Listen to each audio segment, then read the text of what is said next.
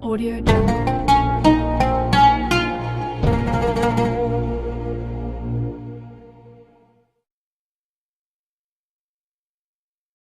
Warahmatullahi wabarakatuh. Alhamdulillahi rabbil alamin wa bihi nasta'in ala umuri dunya waddin. Assalatu wassalamu ala ashrafil anbiya wal mursalin sayyidina wa maulana Muhammadin wa ala alihi wa sahbihi ajma'in wa ba'd. فإن أصدق الحديث كتاب الله وخير الهدي هدي سيدنا محمد صلى الله عليه وسلم وشر الأمور محدثاتها وكل محدثة بدعة وكل بدعة ضلالة وكل ضلالة في النار أو كما قال النبي صلى الله عليه وآله وصحبه وسلم Rabbi yassir wa la tu'assir, Rabbi tammim bi khair. Ma'asyiral muslimin, hadirin jamaah dimuliakan Allah. Alhamdulillah wa syukrulillah. Malam yang mulia ini kita kembali dipertemukan Allah Subhanahu wa taala di majlis yang mulia ini dalam keadaan sehat walafiat. Amin. Melanjutkan bacaan hadis kita termasuk kepada bab yang baru, at-targhib fil iqamah. Hadis-hadis tentang keutamaan iqamah. Hadis yang pertama riwayat Sayyidina Abu Hurairah radhiyallahu taala anhu ardah. Sabda baginda Nabi sallallahu alaihi wasallam, "Idza nudiya bis salati adbara syaitan wa lahu turab hatta la yasma' at-ta'zin fa idza qudiya al-adhan aqbal fa idza thuwiba adbar." Ini hadis juga pernah disebut dalam bab azan, karena memang azan itu diistilahkan dengan dua azan. Ad-du'a bainal adzanaini la yurad. Doa antara dua azan tidak akan ditolak oleh Allah. Dua azan di sini yang dimaksud azan yang pertama dan yang kedua disebut dengan iqamah, qomat. Itu dua-duanya disebut dengan azan. Azan pertama dengan azan kedua, lain dengan azan pertama dan kedua dalam sholat Jumat. Ini untuk memudahkan istilah, karena redaksinya juga sama. Di situ Allahu Akbar, di sini juga Allahu Akbar, di sini hayya 'alas shalah, di situ juga hayya 'alas shalah. Sama seperti istilah dua isya. Maksudnya dua isya, maghrib dengan isya, al-isya'ain. Isya yang pertama itu untuk menyebut maghrib, disebut isya yang pertama. Isya yang kedua ya salat isya yang kita kerjakan. Itu kadang dalam bahasa Arab untuk memudahkan disingkat jadi dua isya, jadi dua azan, maksudnya azan dengan iqamah. Dalam hadis ini, hadis yang juga diterangkan dalam hadis keutamaan azan, jika azan dikumandangkan maka syaitan akan kabur dan ia menimbulkan atau mengeluarkan suara buraq, suara kentut, supaya dia tidak mendengar azan. Dikentutin sama dia tuh supaya nggak dengar azan. Ini durab, kentut yang ada suaranya. Kalau nggak ada suara disebut dengan fusa. Al-fusa, fasa yapsu. Itu sama dengan bunyinya burot gitu ya. Bahasa Arab itu fusa, fusa disebut kentut yang kagak ada suaranya, tahu-tahu bau aja dah. Biasanya lebih bau yang nggak ada suaranya daripada yang ada suara. Yang ada suaranya doang, tapi kagak ada baunya. Yang kagak ada suaranya, masya Allah, satu ruangan kabur semua gitu. Nah, ini penggunaan istilah durab, artinya kentut, yang memang tujuannya supaya menutup pendengaran syaitan supaya nggak dengar azan, panas kupingnya itu. karena dia ingat nenek moyangnya iblis. Nenek moyang iblis disuruh sujud nggak mau. Padahal kalau dia sujud, mungkin dalam bahasa kita selevel dengan malaikat, setingkat dengan malaikat. Justru dia menolak sujud. Maka setiap ada hal yang berhubungan dengan sholat, azannya, qomatnya, sujudnya, itu iblis kalau nggak mampu menggoda manusia untuk tidak melakukan itu, nangis dia tuh. Nah, Nabi SAW ceritakan iblis nangis ketika melihat anak Adam sujud kepada Allah. Dia katakan, aku diperintahkan sujud, aku menolak untuk sujud. Anak Adam diperintah sujud, kemudian dia sujud. Jadi hal yang paling mengenaskan pemandangan bagi iblis melihat orang sujud. Karena dulu dia disuruh sujud enggak mau, walaupun sujud kepada Adam. Karena yang memerintahkan Allah SWT bukan sujud ibadah, sujud penghormatan, sujud ta'zim, bukan sujud ibadah. Sujud ibadah hanya kepada Allah Subhanahu wa taala. Hadis yang kedua riwayat Sayyidina Jabir ibni Abdullah radhiyallahu taala anhu, Nabi SAW bersabda, "Idza suwiba bis salat futihat abwabus sama." Ada istilah dalam azan disebut dengan taswib. Taswib itu ucapan muazzin, as-salatu khairun minan naum. As-salatu khairun minan naum itu disebut dengan at-taswib. Ketika taswib diucapkan, ketika taswib dikumandangkan, as-salatu khairun minan naum, Nabi katakan futihat abwabus sama, maka terbukalah pintu-pintu langit. Karena sudah di penghujung azan tuh. Setelah hayya 'alas shalah, hayya 'alal falah, as-salatu khairun minan naum. Setelah itu tinggal Allahu akbar, la ilaha illallah. Nah, jadi sebelum azan selesai, ketika baru kalimat as-salatu khairun minan naum, Nabi katakan pintu-pintu langit terbuka. Wastujibat doa, dan doa bakal diijabah oleh Allah Subhanahu wa taala. Jadi ada masuk kalimat as-salatu khairun, pada siap-siap rasanya. Apa yang kita minta, apa yang kita mohonkan kepada Allah Subhanahu wa taala. Jadi enggak nunggu sampai azan selesai, sudah dipastikan pintu langit terbuka. Jadi ada kinayah nih, bahasa majaz. Bahasa majaz kalau dikatakan pintu langit terbuka, artinya doa dikabul oleh Allah Subhanahu wa taala. Nah, atau kadang dibahasakan dengan doanya didengar oleh Allah. Arti didengar, diijabah, dikabul oleh Allah Subhanahu wa taala. Ya. Arti diijabah, Allah kasih seperti yang diminta. Nah, ijabah yang lain kadang Allah tidak memberi seperti yang diminta, tapi Allah elakkan musibah senilai apa yang diminta. Nggak dikasih seperti yang diminta, tapi Allah elakkan musibah yang nilainya sama seperti yang diminta, atau Allah simpankan untuk diberikan pahalanya di akhirat, karena doa itu juga ibadah. Kalau anak Adam boleh memilih ini, nanti ketika di akhirat Allah perlihatkan, ini pahala doamu yang aku tangguhkan. Dulu di dunia aku nggak beri seperti yang kau minta, aku tangguhkan di akhirat. Niscaya itu anak Adam memohon, ya Allah, seandainya dulu doa saya tidak ada yang dikabul oleh Allah, seandainya doa saya nggak ada yang dikabul. Oh, kalau ada yang dikabul, karena ini urusan dunia, habis dengan berabad habisnya umur dunia dia. Ya Allah, minta rezeki gini, dia meninggal habis tuh. Minta kesehatan, dia meninggal selesai itu. Seandainya saya bisa memilih, saya memilih doa-doa saya tidak dikabul oleh Allah, supaya saya ngerasain pahalanya di akhirat. Cuma dikit doang pasal itu yang kagak dikabul, ini. Tapi besar pahala yang Allah sediakan.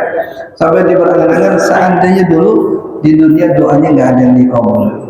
Tapi saat di dunia kita berharap semua doa kita dikabul oleh Allah Subhanahu wa taala. Saat di dunia, ya. Nah, asal boleh dua-duanya. Di dunia Allah kabul, di akhirat tidak berkurang pahala kita. Ya, karena kadang apa yang Allah beri sebagai balasan dari ibadah atau kebaikan yang kita lakukan, yang kadang mengurangi pahala akhirat yang Allah sediakan. Ada juga yang nggak berkurang sama sekali. Ya, nah, yang kita ceritakan dikhawatirkan oleh para sahabat Nabi.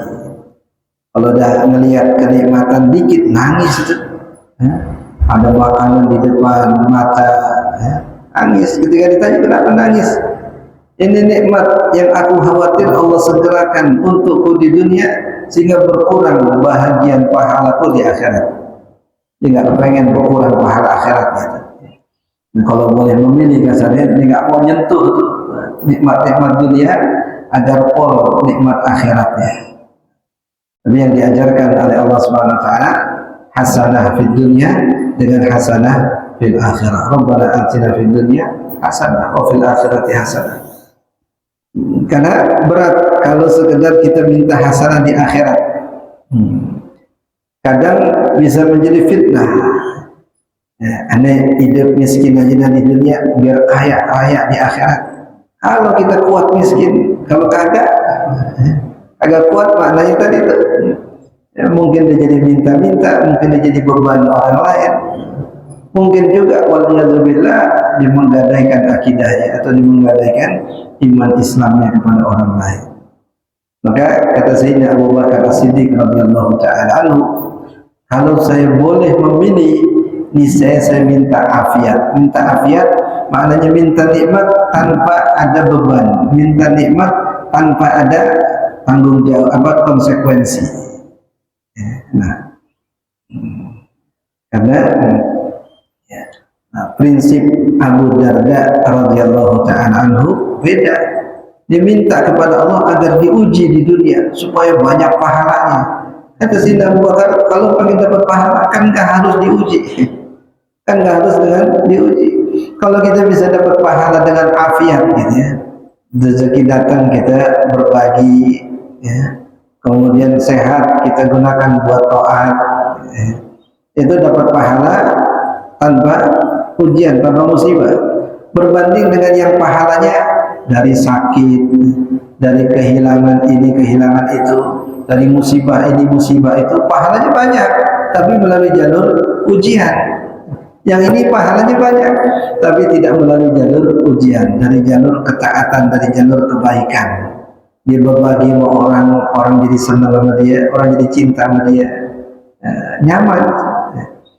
Kesulitan orang bisa dibantu, masalah orang bisa diselesaikan, lebih nyaman dibanding dapat pahala melalui jalur ujian. Nabi SAW ketika sedang di medan perang, musuh udah di depan ya. Jadi kasarnya peperangan tinggal nunggu waktu saja, paling hitungan menit ya, bakal terjadi nih peperangan yang sudah senampak itu apa yang akan terjadi di depan kita, itu jelas-jelas di depan kita tuh. Tapi SAW justru mengatakan la tatamannaw liqa'al adu walakin sallallahu al-'afwa wal afiyah. Jangan kalian berharap berhadap-hadapan dengan musuh di medan perang, tapi mintalah afiat kepada Allah. Artinya afiat kemenangan tanpa harus berperang, kemenangan tanpa harus menumpahkan darah, kemenangan tanpa harus bertikai dengan orang. Ujuk-ujuk mereka beriman itu tanpa perang, itu lebih nyaman daripada kita berperang yang menghilangkan nyawa yang kita hilangkan karena dalam keadaan kufur masuk neraka. Mendingan dia masuk Islam gitu ya. Itu pemahaman afiat. Nah, ada orang sakit nih, sakit demam, semua inci di tubuhnya dapat pahala ya. Badannya bergetar ya. Suhu tubuhnya naik panas gitu ya. Kepalanya puyeng, itu semua bagian tubuhnya dapat pahala. Nah, tapi begitu juga orang yang ibadah kepada Allah, wudu menggugurkan dosa, angkat kaki menuju masjid menggugurkan dosa, tanpa harus tadi melalui jalur ujian. Yang kalau dia nggak kuat dengan ujian daripada Allah Subhanahu Wa Taala, ini yang lebih khawatirkan. Ada orang sakit parah banget, asalnya nggak pernah kelihatan orang separah itu penyakitnya. Kemudian Nabi tanya, ada apa dengan dirimu? Kenapa dengan dirimu? Dia mengatakan, ya Rasulullah, saya berdoa kepada Allah, ya Allah, seandainya ada hukuman bagiku nanti di akhirat, segerakanlah untukku di dunia. Dia bukan minta ampun supaya dosanya dihapus, supaya hukumannya diangkat, minta supaya disegerain di dunia. Habis badannya, habis badannya. Karena Nabi bukan begitu, minta kepada Allah afiat. Dia merasa kalau hukuman akhirat udah disegerain di dunia, kan di akhirat udah nggak nerima lagi hukuman, udah Allah segerain di dunia. Tapi kalau Allah ampuni kan lebih enak, nggak harus menerima atau nggak harus ngalamin ujian daripada Allah Subhanahu Wa Taala. Itu di zaman Nabi model begitu udah ada, supaya jadi contoh bagi kita. Nah, untungnya Nabi SAW masih menemui, masih menjumpai, masih mengalahkan, sehingga kita tahu oh nggak tepat kalau begitu gitu. Nah, ada sahabat Nabi yang memang minta kepada Allah seperti Sayyidina Ubay bin Ka'ab radhiyallahu ta'ala, dia minta agar Allah mengekalkan penyakit demam pada dirinya, karena dia tahu li'anna kulla udwin ya'khudhu qistahu minal ajal. Setiap inci tubuhnya itu akan menimbulkan pahala kalau penyakitnya demam, dan itu penyakitnya para nabi dan para rasul. Nabi nggak ada sakit lain kecuali demam. Nah, jadi dia bersyukur, alhamdulillah yang telah menguji aku dengan penyakitnya para nabi. Dia bangga kata Abu Bakar, kalau aku milih afiat. Kalau nggak ada komen Sayyidina Abu Bakar, mungkin orang banyak mengikuti jalur Sayyidina Ubay bin Ka'ab radhiyallahu ta'ala. Tapi kalau ada Sayyidina Abu Bakar yang kualitas suhbahnya itu jelas di atas rata-rata para sahabat, kita jadi zaman kalau bisa minta afiat tanpa ujian, alhamdulillah. Walaupun tadi ketika ujian datang kita sikapi dengan sabar, itu jadi ladang pahala bagi kita, betul. Tapi tadi ladang pahala tidak harus melalui jalur ujian. Nah, ini hadis riwayat Sayyidina Jabir, ketika seorang muazzin mengumandangkan tasbih as-salatu khairum minan naum, maka saat itu pintu langit terbuka dan doa diijabah. Kita sudah siap-siap tuh. Habis selesai adzan langsung kita berdoa. Nah, ini kita jawabin itu as-salatu khairum minan naum, sadaqta wa barakta wa ana ala dzalika minasyahidin. Betul perkataan bosnya, salat itu memang lebih baik daripada tidur. Wa barakta, dan kau telah berbuat baik dengan pernyataanmu itu, dengan perkataanmu itu. Wa ana ala dzalika minasyahidin, dan aku termasuk orang yang bersaksi atas ucapanmu. Nah, ini redaksi awalnya. Sebagian mengatakan ini redaksi daripada Sayyidina Bilal, inisiatif beliau. Ketika diajarkan azan, itu enggak ada kalimat as-salatu khairum minan naum. Inisiatif Sayyidina Abu Bakar, Sayyidina Bilal. Nabi SAW bertanya, "Hai Bilal, apa yang kau ucapkan tadi?" Dikatakan, "Ya Rasulullah, bukankah betul salat itu lebih baik dari tidur?" "Ya betul." "Udah, itu yang saya omongin tadi." Semudah itu dalam tanda kutip, padahal ini urusan ibadah, nambahin gitu, nambahin yang enggak ada. Kalau Bilal hidup di zaman sekarang udah dibidah-bidahin. Tentunya di zaman Nabi SAW. Tapi mayoritas ulama, karena ada pendapat ulama mengatakan as-salatu khairum minan naum itu bid'ah, nggak boleh diucapkan, makruh kalau diucapkan. Ada pendapat yang begitu, tapi mayoritas ulama mengkantar pendapat ini berdasarkan hadis Abi Mahzurah radhiyallahu anhu. Ini Abi Mahzurah salah seorang muazzin Nabi yang tidak sepopuler Sayyidina Bilal, tidak sepopuler Sayyidina Abdullah bin Ummi Maktum yang buta. Tapi Abi Mahzurah justru kaifiyat adzannya itu yang dijadikan dalil adzan dalam mazhab Imam Syafi'i. Karena Sayyidina Bilal tidak diajarkan langsung redaksi adzan dari Rasulullah. Ada Sayyidina Abdullah bin Zaid radhiyallahu anhu yang mimpi azan. Dia mimpi azan, kemudian diceritain Rasulullah SAW, saya mimpi redaksi azan. Dua malaikat yang datang dalam mimpi beliau itu, yang satu azan. Begini cara ngumpulin orang buat sembahyang. Karena para sahabat ketika itu musyawarah dengan Rasulullah, gimana cara ngumpulin orang buat sholat? Belum ada panggilan azan. Ada yang ngusulin pakai kentongan aja, ada yang ngusulin pakai napus, pakai sangkakala, trompet, ada yang ngusulin pakai api, bakar api dengan asap ke atas itu. Nah, orang tahu, oh masuk waktu sholat. Kata Nabi, yang ini kayak Yahudi, yang ini kayak Nasrani, yang ini kayak Majusi. Akhirnya nggak sepakat. Ya. Masing-masing pulang ke rumah, belum menemukan kata sepakat. Nah, di malam itulah salah seorang sahabat Nabi, Abdullah bin Zaid radhiyallahu anhu, mimpi adzan tadi. Cepat-cepat dia datang kepada Rasulullah SAW menceritakan mimpinya. Nah, kemudian Nabi katakan, idhab ila Bilal walaqinhul adzan fa innahu anda sautan minka. Pergilah kamu jumpai Bilal, ajarkan adzan yang kau mimpikan semalam kepadanya, karena sesungguhnya suaranya lebih indah dari suaramu. Yang mimpi menginte, tapi yang lebih pantas adzan Bilal. Akhirnya Abdullah bin Zaid menjumpai Bilal, mengajarkan. Jadi bukan Nabi langsung yang ngajarin, tapi Abi Mahzurah ini seorang pemuda di Mekah, yang ketika Bilal adzan selalu ngikut-ngikutin. Tujuannya ngeledek.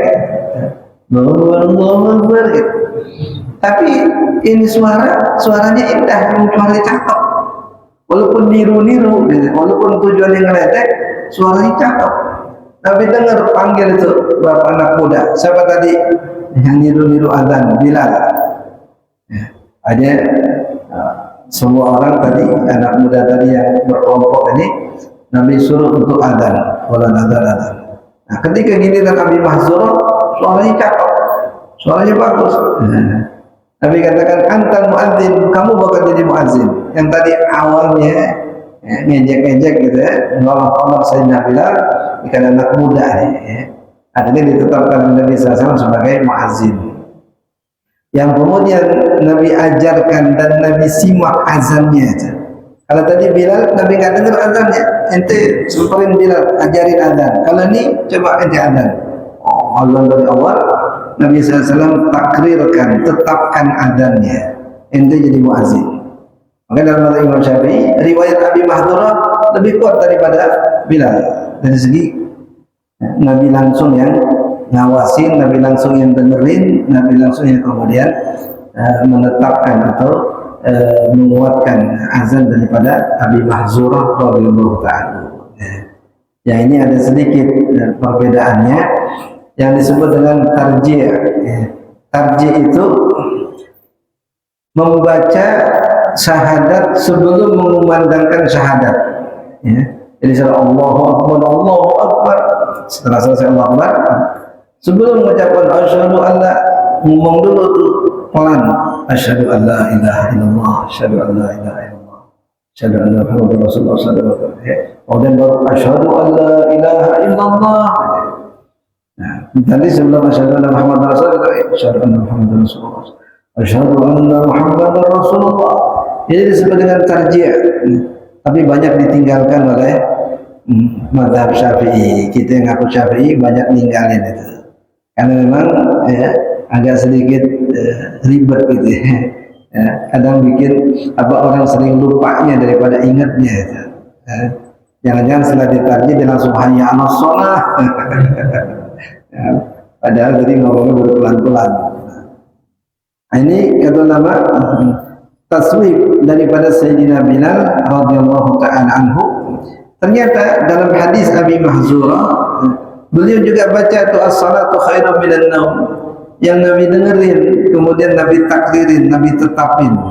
Sehingga kata mereka ulama, hadis tentang kesunahan membaca as-salatu khairum minan naum itu hadisnya sabit, hadisnya jelas, hadisnya kuat.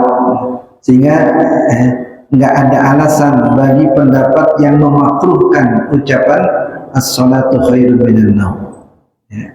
Nah, ini cuma perbedaannya saat bulan Ramadan. Ya. Ada azan yang pertama yaitu azan daripada Bilal menunjukkan masuk waktu sahur, ya. Ada azan yang kedua, azan orang buta Abdullah bin Umi Maktum, menunjukkan masuk waktu subuh, berarti berhenti aktivitas sahur, ya.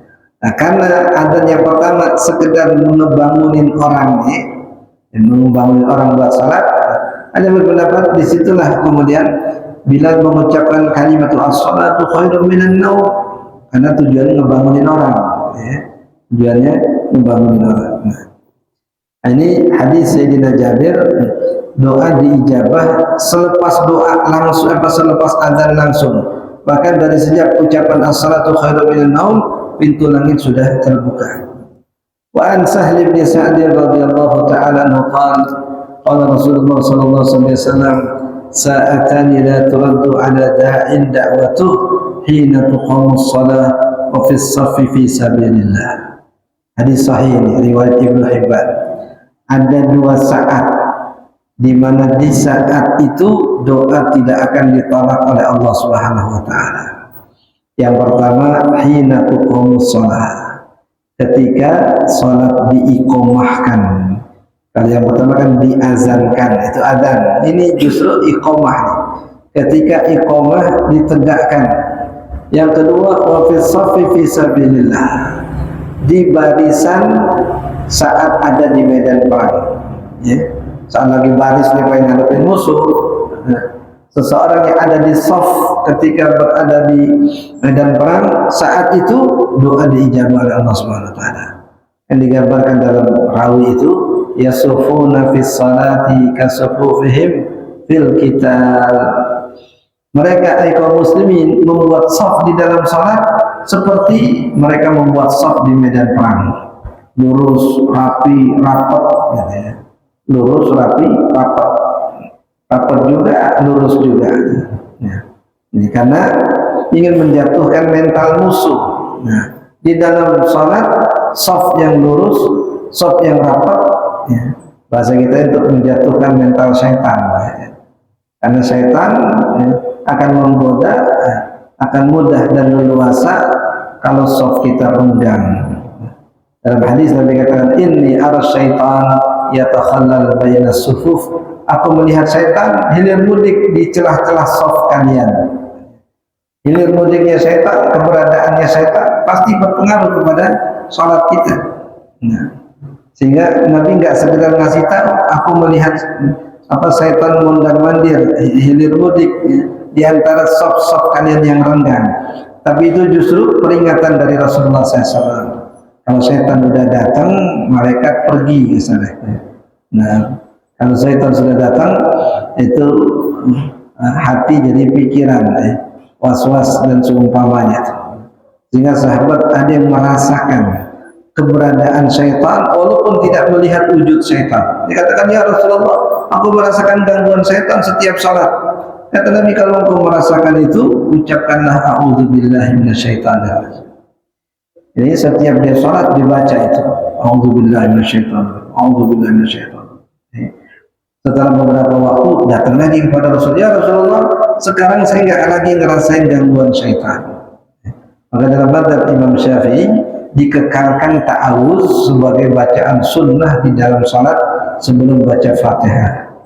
Sesudah takbiratul ihram, kemudian baca doa iftitah, kemudian baca a'udzubillahi minasyaitonirrajim, baru baca Fatihah.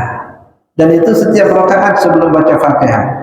Sebelum bismillahirrahmanirrahim disunnahkan kita membaca a'udzubillahi minasyaitonirrajim. Karena kalau syaitan ngerasain gangguan syaitan, para sahabat Nabi ngerasain gangguan syaitan, ngerasain kehadiran syaitan. Kita kadang nggak ngerasain kehadiran syaitan. Mungkin udah CS-an gitu. Syaitan datang kita kagak ngerasa.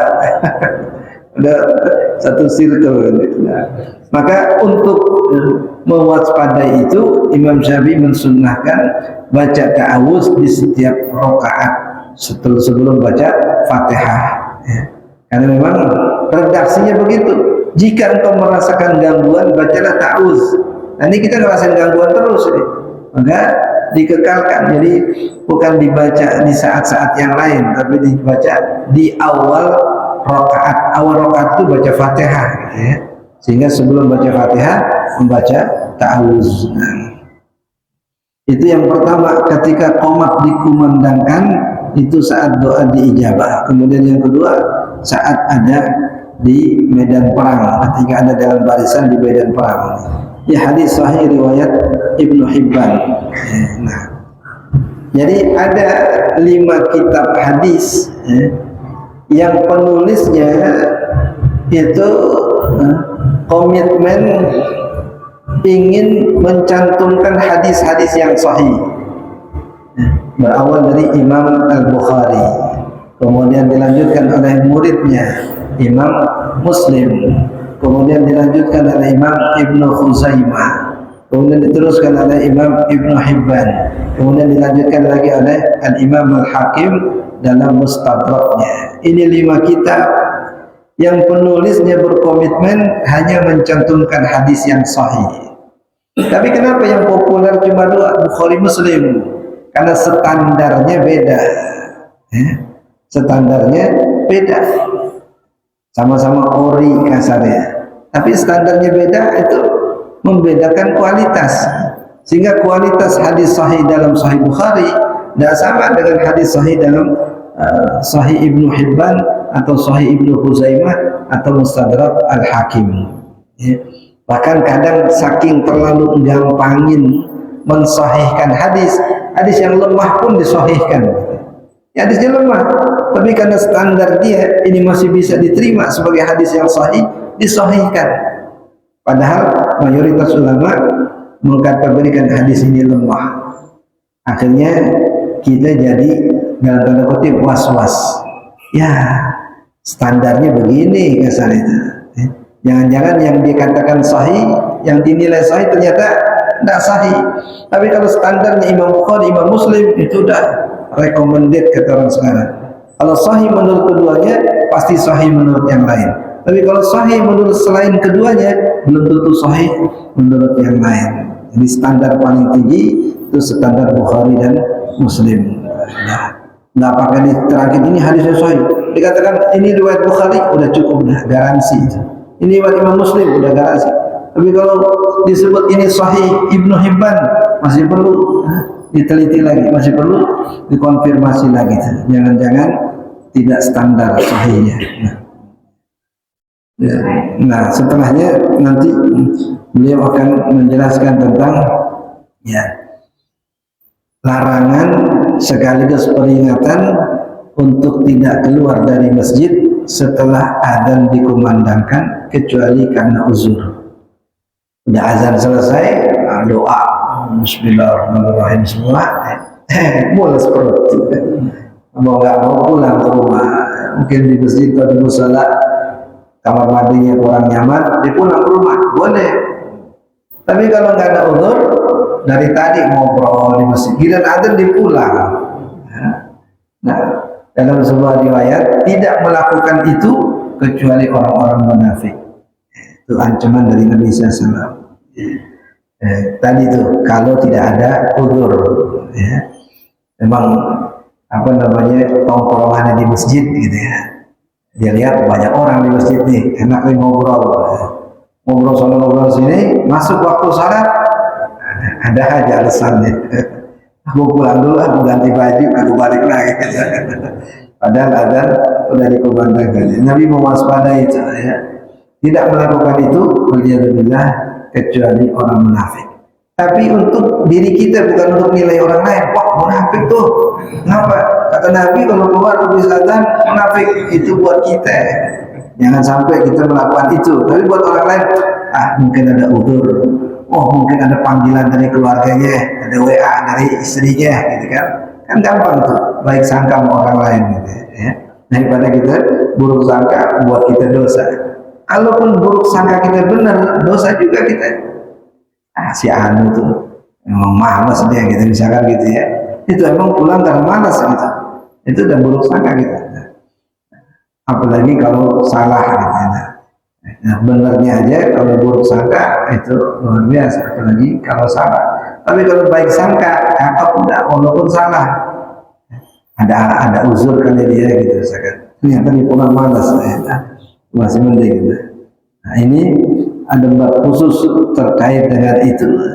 Jadi memang ini proses untuk kita lebih memahami hal-hal yang berhubungan dengan aktivitas ibadah kita. Ya, bayangin dakwah Nabi umurnya cuma 23 tahun.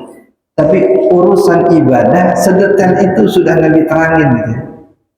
Seakan-akan kita udah gimana kalau habis azan pulang? Ada hadis ini. Kok Nabi nggak sampai ngurusin hal yang seperti itu gitu. Pada usia dakwah beliau 23 tahun. Udah perangnya berkali-kali, puluhan kali Nabi ikut perang. 27 kali Nabi ikut perang. Belum ngadepin cacian makian, belum ngurusin umat yang begini yang begitu gitu ya. Belum banyak urusan Nabi. Tapi urusan ibadah sedetail itu Nabi sudah terangkan, sedetail itu Nabi sudah jelaskan. Kemarin kita baca tentang keutamaan azan, berapa puluh hadis itu. Baru keutamaan azannya doang, ditambah lagi keutamaan iqamahnya gitu ya. Belum lagi tadi hal yang terkait dengan sikap orang terhadap azan ketika dikumandangkan.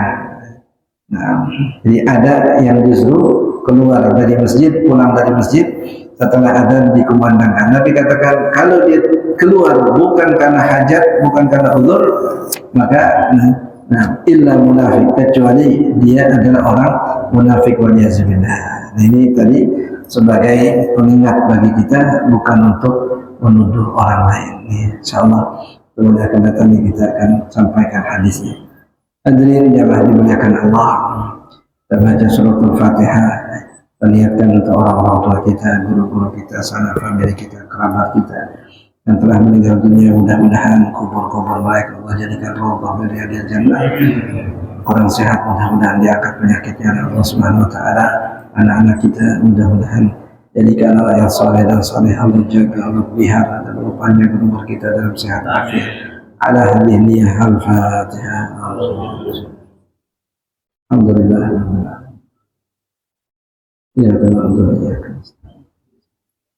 Allah Ta'ala. Bismillahirrahmanirrahim. Alhamdulillahirabbil alamin. Allahumma shalli wa sallim wa barik ala sayyidina Muhammad wa ala ali sayyidina Muhammad wanfa'na bima 'allamtana 'allimna ma yanfa'una warzuqna 'ilman tanfa'una fid dini wad dunya wal akhirah wastur qulubana waghfir qulubana wa amin raw'atina washfi maradana warham mautana waqdi hawaijana hawaij ad-dunya wal akhirah wa sallallahu ala sayyidina Muhammadin nabiyil ummi wa ala alihi wasallam walhamdulillahi rabbil alamin. Assalamualaikum warahmatullahi wabarakatuh.